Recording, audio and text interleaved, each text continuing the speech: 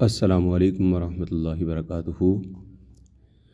عزیز طلباء کرام، آج ہم خلیفہ دوم امیر المؤمنین خلیفۃ المسلمین حضرت عمر فاروق رضی اللہ تعالی عنہ کے حالات زندگی اور ان کی سیرت طیبہ اور دور حکومت کے حوالہ سے ایگزام پوائنٹ آف ویو سے کچھ باتیں آپ کے سامنے پیش کریں گے۔ سوالاً جواباً ان باتوں کو نوٹ فرما لیں تاکہ امتحانات میں آپ کے لیے یہ فائدہ مند ثابت ہوں۔ سب سے پہلے حضرت عمر فاروق رضی اللہ تعالی عنہ کا تعارف۔ آپ کا نام عمر ہے اور کنیت اپنی بیٹی حفصہ رضی اللہ تعالی عنہ جو کہ ام المؤمنین بھی ہیں ان کی وجہ سے ابو الحفص ہے۔ آپ کی کنیت ابو الحفص تھی اور نبی کریم صلی اللہ علیہ وسلم نے فاروق یعنی حق و باطل میں فرق کرنے والا یہ لقب حضور نے عطا فرمایا۔ آپ کے والد کا نام خطاب بن نفیل تھا۔ آپ رضی اللہ تعالیٰ عنہ ہجرت سے 40 سال قبل حضور صلی اللہ علیہ وسلم کی پیدائش کے 13 سال بعد اور عیسوی اعتبار سے تقریباً 583 عیسوی میں مکہ مکرمہ میں پیدا ہوئے۔ آپ رضی اللہ تعالیٰ عنہ قبیلہ قریش کی شاخ بنی عدی سے تعلق رکھتے تھے۔ زمانہ جاہلیت میں بھی آپ کا خاندان بڑا معزز اور شریف خیال کیا جاتا تھا، اس لیے اس خاندان کے پاس سفارش اور مقدمات کے فیصلوں کا عہدہ تھا، تو اس پر آپ بھی فائز ہوئے اور سفیر کی حیثیت سے پیچیدگیاں حل کرتے تھے۔ آپ رضی اللہ تعالیٰ عنہ کا سلسلہ نسب نبی کریم صلی اللہ علیہ وسلم کے ساتھ 8ویں پشت پر جا ملتا ہے۔ حضرت عمر فاروق رضی اللہ تعالیٰ عنہ میں نسب دانی، شجاعت و بہادری، پہلوانی و کشتی رانی، شاہ سواری، خطابت و تقریر اور علمیت نمایاں خوبیاں تھیں۔ آپ رضی اللہ تعالیٰ عنہ کا ذریعہ معاش تجارت تھا، کاروباری لحاظ سے بہت امیر تھے۔ ایسے کاروبار اور دیگر معاملات میں دیانت و امانت سے کام کرتے تھے۔ ایک سوال یہ ہے کہ حضرت عمر فاروق رضی اللہ تعالیٰ عنہ نے اسلام کیسے قبول کیا؟ تو جب حضرت عمر فاروق رضی اللہ تعالیٰ عنہ کی عمر 27 برس ہوئی تو آفتاب اسلام کی شعاعیں نمودار ہوئیں اور آپ کے لیے یہ شمع انوکھی تھی، اس لیے ان دشمنان اسلام کا بھرپور ساتھ دیا جو آفتاب کو غروب کرنے میں پیش تھے، نیز مسلمانوں پر ظلم و ستم کے پہاڑ توڑتے تھے۔ اور ان کے بارے میں رحمت عالم صلی اللہ علیہ وسلم کی دعا ترمذی شریف میں یوں نقل کی گئی کہ اے اللہ ابن حشام یعنی ابو جہل یا عمر بن خطاب کے ذریعے سے اسلام کو عزت عطا فرما۔ اور بیان کیا جاتا ہے کہ حضور صلی اللہ علیہ وسلم کی دعا کے اگلے دن حضرت عمر رضی اللہ تعالیٰ عنہ اسلام کی دولت سے مالا مال ہو گئے۔ حضرت عمر فاروق رضی اللہ تعالیٰ عنہ کا ہجرت مدینہ کا واقعہ یہ کیسے رونما ہوا، اس حوالے سے بھی سوال ہو سکتا ہے۔ تو حضرت عمر فاروق رضی اللہ تعالیٰ عنہ کے رعب اور دبدبے کا یہ عالم تھا کہ رسول کریم صلی اللہ علیہ وسلم دعا فرمایا کرتے تھے کہ اے اللہ عمر فاروق کو اسلام میں داخل کر کے مسلمانوں کو تقویت عطا فرما۔ حضرت عبداللہ ابن مسعود تو کہا کرتے تھے کہ حضرت عمر فاروق رضی اللہ تعالیٰ عنہ کا ایمان قبول کرنا بہت بڑی فتح تھی اور آپ کا ہجرت کرنا مسلمانوں کی بڑی امداد تھی، اور آپ رضی اللہ تعالیٰ عنہ کا خلیفہ مقرر ہونا امت کے لیے رحمت تھا۔ یہ تمام اقوال اور ارشادات بالکل صادق ثابت ہوئے اور حضرت عمر فاروق رضی اللہ تعالیٰ عنہ کے حلقہ بگوش اسلام ہونے سے مسلمان علی الاعلان نماز پڑھنے لگے۔ ہجرت مدینہ مسلمانوں نے خفیہ طور پر کی، لیکن حضرت عمر فاروق رضی اللہ تعالیٰ عنہ نے 13 نبوی میں اپنے ہتھیار وغیرہ لے کر کعبہ میں جا دمکے اور قریش مکہ صحن حرم میں محفل جمائے بیٹھے تھے، تو حضرت عمر فاروق رضی اللہ تعالیٰ عنہ نے 7 مرتبہ طواف کیا، مقام ابراہیم پر 2 رکعتیں ادا کیں، پھر کفار سے مخاطب ہو کر فرمایا اگر کسی کی یہ خواہش ہو کہ اس کی ماں اس سے محروم ہو جائے، اس کی بیوی بیوہ ہو جائے اور اس کے بچے یتیم ہو جائیں تو وادی کے پار میرے مقابلے کو آ جائے، لیکن کسی کو یہ جرت نہ ہوئی۔ پھر آپ نے مدینہ طیبہ کی طرف ہجرت فرما لی۔ کہ اذان کی ابتدا کیسے ہوئی؟ مکہ معظمہ میں کفار و مشرکین کی تکلیفوں اور شرارتوں سے اسلام محفوظ نہ تھا، بلکہ بعض لوگوں کو ادائیگی نماز میں کوئی سکون و اطمینان نہیں تھا۔ اب مسلمان آزاد اسلامی ریاست قائم کر چکے تھے، اس لیے حضور صلی اللہ علیہ وسلم نے نماز کے ارکان و حدود کو متعین کرنے کی طرف توجہ دلائی۔ تو صحابہ کرام کو بلا کر مشورہ کیا کہ لوگوں کو نماز کے لیے کس طرح بلایا جائے۔ تو بعض صحابہ کرام نے آگ جلانے کا مشورہ دیا تاکہ لوگ آگ دیکھ کر نماز کے وقت حاضر ہو جائیں، لیکن حضرت عمر فاروق رضی اللہ تعالیٰ عنہ نے اعلان نماز کے لیے ایک آدمی کو مقرر کرنے کا مشورہ دیا، اور نبی کریم صلی اللہ علیہ وسلم نے ان کے مشورے کو پسند کیا اور حضرت بلال رضی اللہ تعالیٰ عنہ کو آذان کا حکم دیا، اور وہ الصلاۃ جامع کہہ کر لوگوں کو پکارا کرتے تھے۔ اس کے بعد حضرت عمر فاروق رضی اللہ تعالیٰ عنہ نے آذان کے کلمات کے بارے میں آقا دو عالم صلی اللہ علیہ وسلم کو خواب سنایا، جس کی تصدیق حضور صلی اللہ علیہ وسلم نے کر دی۔ چنانچہ حضرت بلال حبشی رضی اللہ تعالیٰ عنہ کو آذان کے کلمات سکھا کر آذان کے لیے مقرر کر دیا گیا۔ گویا اس طرح اسلام کا ایک شعار عظیم حضرت عمر فاروق رضی اللہ تعالیٰ عنہ کی رائے کے موافق ہوا، جس سے تمام عالم تا ابد شب و روز میں پنجگانہ نمازوں کے وقت توحید و رسالت کے اعلان سے گونجتا رہے گا۔ حضرت عمر فاروق رضی اللہ تعالیٰ عنہ کی غزوات میں شرکت کے حوالہ سے بھی ایک اہم پوائنٹ ہے جس بارے میں جو ہے وہ سوال ہو سکتا ہے۔ حضرت عمر فاروق رضی اللہ تعالیٰ عنہ نے ہر موقع پر اسلام کی اعانت و نصرت میں بڑھ چڑھ کر حصہ لیا۔ آپ اکثر غزوات میں شریک ہوئے۔ مدینے میں سب سے پہلا معرکہ غزوہ بدر پیش آیا، جس میں حضرت عمر فاروق رضی اللہ تعالیٰ عنہ نے اپنی رائے، تدبر، بہادری، جاں بازی اور پامردی کا مظاہرہ ہر موقع پر کیا، اور ہر حال میں حضور صلی اللہ علیہ وسلم کے دست و بازو بنے رہے۔ آپ نے اسلام کے مقابلہ پر قرابت و محبت کی ذرہ برابر بھی پرواہ نہ کی۔ اس کا واضح ثبوت عاص بن ہشام کے قتل سے ملتا ہے، جو رشتے میں آپ کا ماموں تھا۔ اسی غزوہ میں قریش کے 70 افراد مسلمانوں کے قبضے میں قیدیوں کی حیثیت سے آ گئے۔ حضور صلی اللہ علیہ وسلم نے ان کی رہائی کے لیے دریافت کیا تو حضرت ابو بکر صدیق نے انہیں فدیہ کے عوض رہائی کا مشورہ دیا، اور حضرت عمر فاروق نے انہیں قتل کرنے کی تجویز دی۔ تو حضور صلی اللہ علیہ وسلم نے شان رحمت کے پیش نظر قیدیوں کو فدیہ پر رہا کر دیا۔ اس کے بعد اللہ تعالیٰ نے حضرت عمر فاروق کی رائے کی تائید میں سورہ انفال میں یہ مبارکہ نازل فرما دی، ما کان لنبی ان یکون لہ اسریٰ حتی یثخن فی الارض۔ ترجمہ: نبی کو نہیں چاہیے کہ وہ اپنے ہاں قیدیوں کو رکھے یہاں تک کہ زمین میں خون ریزی کرے۔ غزوہ احد میں حضرت عمر فاروق رضی اللہ تعالیٰ عنہ کا کردار کیا تھا جی؟ تو غزوہ احد میں جب کہ مسلمانوں کو شکست و ہزیمت کے آثار نظر آ رہے تھے، تو حضرت عمر فاروق رضی اللہ تعالیٰ عنہ نے اپنے ساتھیوں کے ہمراہ خالد بن ولید کے دستے کو روکا۔ پھر ایک اہم سوال ہے، وہ ہے حضرت عمر فاروق رضی اللہ تعالیٰ عنہ کی خلافت کا انتخاب کیسے ہوا؟ آپ کو منصب خلافت پر کیسے فائز کیا گیا؟ تو جمادی الثانی 13 ہجری میں خلیفہ اول کی علالت کے دوران حضرت عمر فاروق رضی اللہ تعالیٰ عنہ امامت کے فرائض سر انجام دیتے رہے۔ جب آخری وقت آ گیا تو صحابہ کو بلا کر اپنے جانشین کے بارے میں علیحدہ علیحدہ مشورہ کیا، اور اپنی طرف سے حضرت عمر فاروق رضی اللہ تعالیٰ عنہ کا نام پیش کر کے فرمایا کہ مجھے ان سے زیادہ موزوں شخص نظر نہیں آتا۔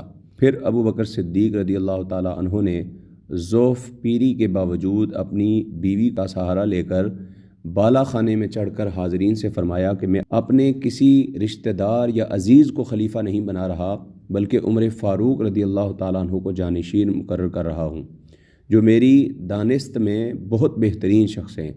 کیا تم میرے اس تقرر سے مطمئن ہو؟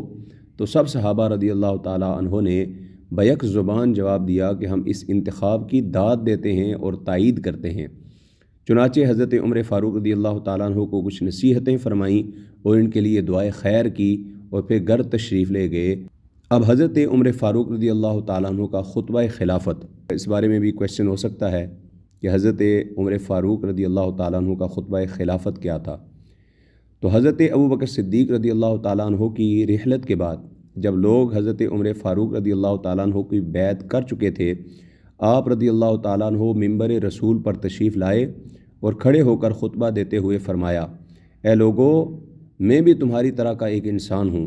اگر مجھے حضرت ابو بکر رضی اللہ تعالی عنہ کی نافرمانی کا خیال نہ ہوتا تو میں تمہارا امیر اور حاکم بننا کبھی پسند نہ کرتا۔ پھر بارگاہ الہی میں یوں دعا فرمائی، اے اللہ میں کمزور ہوں، مجھے طاقت و توانائی عطا فرما۔ اے اللہ میں سخت ہوں، مجھے نرم کر دے۔ اے اللہ میں بخیل ہوں، مجھے سخی بنا دے۔ اے لوگو، اللہ نے مجھے تمہارے لیے آزمائش بنا دیا ہے، اور تمہیں میرے لیے جو کوئی نیک کام کرے گا میں بھی اس سے نیکی کروں گا، اور جو کوئی برائی کا مرتکب ہوگا اسے عبرتناک سزا دوں گا۔ جب لوگوں کے دلوں میں آپ رضی اللہ تعالیٰ عنہ کی سختی کے متعلق شکوک پیدا ہوئے تو فرمایا، تمہیں معلوم ہونا چاہیے کہ میری سختی بہت کم ہو گئی ہے، البتہ میں مسلمانوں پر کسی ظالم و جابر کے ظلم و جبر کو برداشت نہیں کر سکتا۔ امن و سلامتی، دیانتداری اور میانہ روی اختیار کرنے والوں کے لیے میں بہت ہی نرم ہوں۔ یاد رکھو کہ ظالموں کو حرف غلط کی طرح مٹا کر رکھ دوں گا۔ آپ رضی اللہ تعالیٰ عنہ نے یہ بھی فرمایا کہ عرب کی مثال اس اونٹ کی ہے جو اپنے ساربان کا مطیع ہو۔ اس کے رہنما کا یہ فرض ہے کہ وہ دیکھے کہ اس کو کس طرف لے جا رہا ہے۔ میں اللہ کی قسم کھا کر کہتا ہوں، میں تمہیں سیدھے رستے پر لے چلوں گا۔ اس کے بعد عہد فاروقی رضی اللہ تعالیٰ عنہ میں ہونے والی فتوحات کے حوالہ سے بھی سوال ہو سکتا ہے۔ تو عہد فاروقی رضی اللہ تعالیٰ عنہ اسلامی سلطنت کی وسعت، فتوحات اور اسلامی ترقی کا دور تھا۔ اس دور میں فتوحات کا دائرہ اس قدر وسیع ہو گیا تھا کہ اسلامی سلطنت کی سرحدیں مصر اور فلسطین تک جا پہنچی تھیں، اور دوسری طرف ایران، شام اور عراق وغیرہ کی عظیم الشان اور مضبوط حکومتوں کو تہ و بالا کر کے ان ممالک میں اسلامی حکومت کے جھنڈے گاڑے۔ کم من فئۃ قلیلۃ غلبت فئۃ کثیرۃ بإذن اللہ۔ سورہ بقرہ میں اللہ تعالیٰ ارشاد فرماتا ہے، بارہا ایسا ہوا کہ ایک قلیل گروہ اللہ کے اذن سے ایک بڑے گروہ پر غالب آ گیا۔ علامہ اقبال رحمۃ اللہ تعالیٰ علیہ فرماتے ہیں، ٹل نہ سکتے تھے اگر جنگ میں اڑ جاتے تھے، ٹل نہ سکتے تھے اگر جنگ میں اڑ جاتے تھے، پاؤں شیروں کے بھی میدان سے اکھڑ جاتے تھے، تجھ سے سرکش ہوا کوئی تو بگڑ جاتے تھے، تیغ کیا چیز ہے ہم توپ سے لڑ جاتے تھے، نقش توحید کو ہر دل پہ بٹھایا ہم نے، زیر خنجر بھی یہ پیغام سنایا ہم نے۔ حضرت عمر فاروق رضی اللہ تعالیٰ عنہ کے زمانہ میں ہی معرکہ قادسیہ ہوا، ایران کو فتح کیا گیا، شام و فلسطین کی فتح حاصل ہوئی، اور یرموک کا معرکہ جو ہے وہ پایا تکمیل تک پہنچا، اور اسی طرح مصر بھی فتح ہو گیا۔ حضرت عمر فاروق رضی اللہ تعالیٰ عنہ کے دور میں فتوحات اسلامی کے ذریعے سے 22 لاکھ مربع میل تک مسلمانوں کی سلطنت پھیل گئی۔ حضرت عمر فاروق رضی اللہ تعالیٰ عنہ کا نظام حکومت، یہ ایک اہم سوال ہے جو کیا جا سکتا ہے۔ سب سے پہلے مجلس شورا۔ حضرت عمر فاروق رضی اللہ تعالیٰ عنہ کا طرز حکومت جمہوری تھا، اور آپ رضی اللہ تعالیٰ عنہ نے صلاح و مشورہ کے لیے بھی کبار صحابہ کرام کی ایک مجلس شورا بنائی ہوئی تھی، یعنی بڑے بڑے صحابہ کرام کی۔ آپ رضی اللہ تعالیٰ عنہ اہم پیچیدہ مسائل کو حل کرنے کے لیے صحابہ کرام سے مشورہ فرمایا کرتے تھے۔ ہر شخص اپنی رائے پوری آزادی سے پیش کر سکتا تھا۔ مسجد نبوی میں جمع کر کے مختلف مسائل پر مشورہ فرمایا کرتے تھے۔ ہر شخص کو نکتہ چینی کا حق حاصل تھا، اور وہ عمال حکومت کی باز پرست کر سکتا تھا۔ اور خلیفہ کی حیثیت کیا تھی؟ حضرت عمر کے دور میں خلیفہ اسلامی حکومت کا امیر اور سربراہ ہوتا تھا، اور وہ اللہ اور اس کے رسول صلی اللہ علیہ وسلم کے جانشین ہونے کی حیثیت سے مسلمانوں کی تمام دینی اور دنیاوی ضروریات کا نگران اور کفیل ہوتا تھا۔ عوام کے لیے ضروری تھا کہ وہ خلیفہ کی فرما برداری کریں، اور خلیفہ کا فرض تھا کہ وہ ملک میں امن و امان قائم کر کے شریعت کے احکام نافذ کرے۔ حضرت عمر فاروق رضی اللہ تعالیٰ عنہ کے زمانہ میں مدینہ منورہ دارالخلافہ تھا، اور اس طرح مسلمانوں کی مرکزیت مدینہ ہی سے وابستہ تھی۔ پھر حضرت عمر فاروق رضی اللہ تعالیٰ عنہ نے صوبائی نظام حکومت بھی قائم کیا۔ حضرت عمر فاروق رضی اللہ تعالیٰ عنہ نے اپنے وسیع و عریض اسلامی ریاست کو 11 صوبوں میں تقسیم کیا ہوا تھا۔ ہر صوبے کو ولایت کہا جاتا تھا، اس کے حاکم اعلیٰ کو والی کہتے تھے۔ ہر صوبے میں کئی عہدیدار ہوتے تھے، مثلاً قاضی، کاتب، صاحب بیت المال وغیرہ، اور ہر صوبے میں بہت سے اضلاع ہوتے تھے۔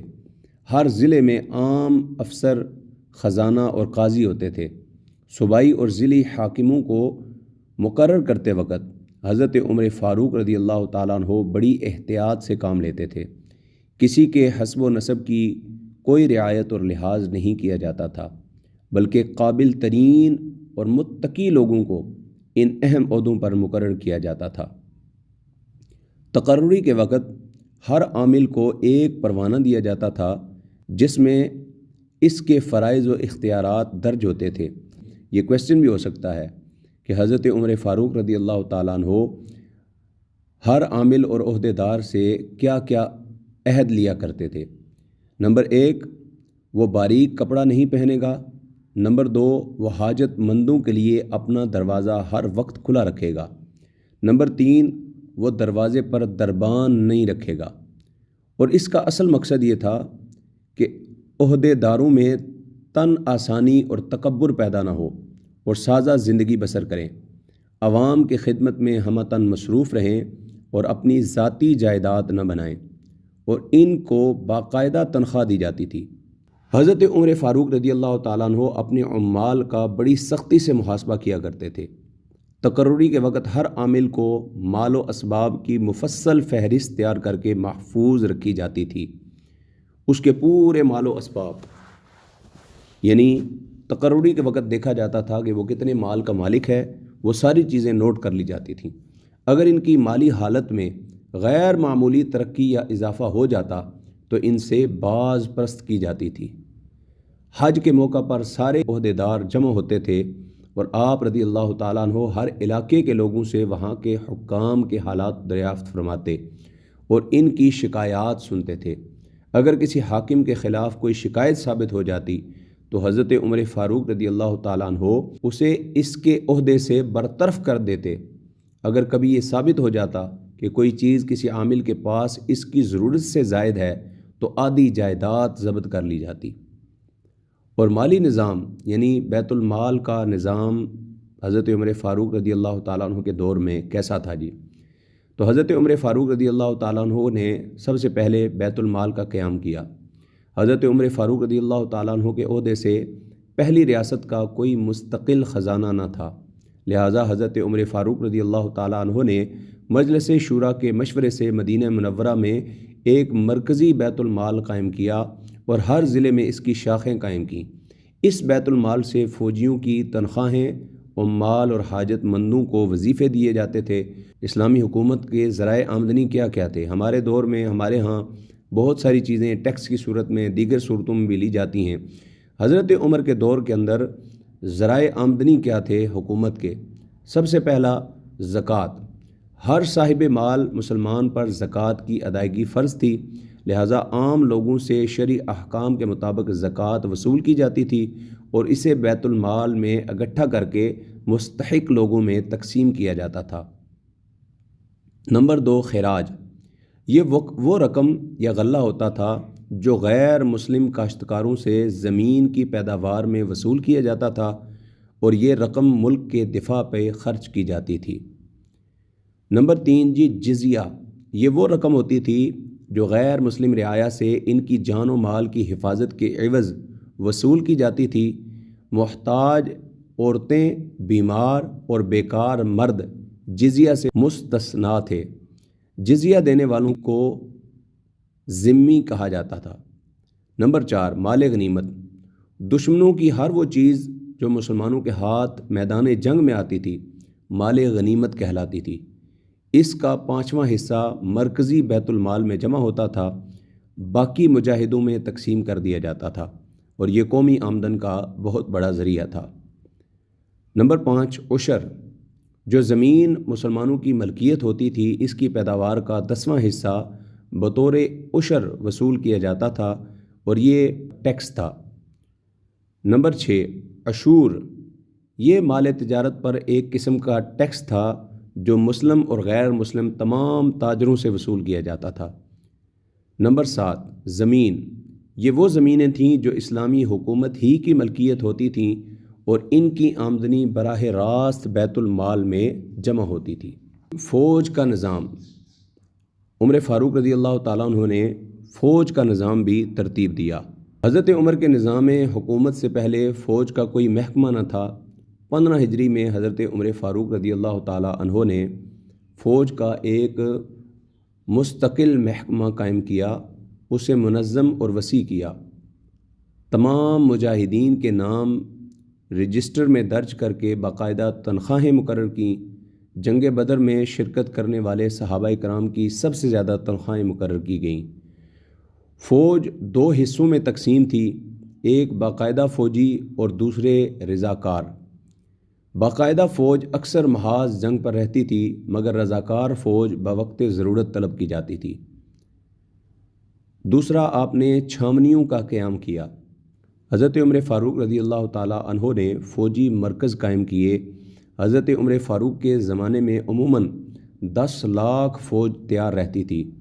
ہر سپاہی کو 4 ماہ بعد گھر جانے کی اجازت ہوتی، اور حضرت عمر فاروق کے زمانے میں فوج پیادہ اور شاہ سواری پر مشتمل تھی۔ فوجیوں کے قیام و طعام اور صحت و صفائی کا پورا خیال رکھا جاتا تھا۔ سپہ سالاروں کی کڑی نگرانی کی جاتی تھی۔ فوجیوں کے بیوی بچوں کو بھی وظیفے دیے جاتے تھے، اور حضرت عمر فاروق رضی اللہ تعالیٰ عنہ کا فوجی نظام بڑے منظم اور بہترین انداز میں قائم تھا، اور بعد میں آنے والے خلفاء بھی اسی کے مطابق چلتے رہے۔ عدالتی نظام۔ آزاد عدلیہ۔ حضرت ابوبکر صدیق رضی اللہ تعالیٰ عنہ کے زمانے میں عدلیہ اور انتظامیہ کو اکٹھا رکھا ہوا تھا، لیکن حضرت عمر فاروق رضی اللہ تعالیٰ عنہ نے عدلیہ کو انتظامیہ سے الگ کر دیا۔ خلیفہ خود عدلیہ کا نگران اعلیٰ ہوتا تھا، اور ہر ضلع میں قضاء کا علیحدہ صیغہ قائم ہوا تھا۔ قاضی کا تقرر بڑی احتیاط سے کیا جاتا تھا۔ نیک، متقی، عادل اور اسلامی قانون کے ماہر لوگوں کو دینی مسائل اور اسلامی قانون کی تشریح بتانے پر مقرر کیا تھا۔ قاضی کو خلیفہ کی طرف سے ہدایت تھیں کہ وہ تمام لوگوں کے ساتھ یکساں اور مساوی سلوک کرے۔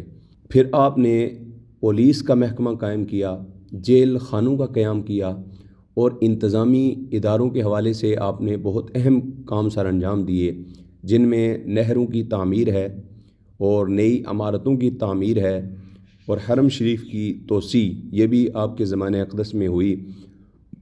مسجد نبوی کی مرمت و وسعت یہ بھی آپ رضی اللہ تعالیٰ عنہ کے زمانے میں ہوئی۔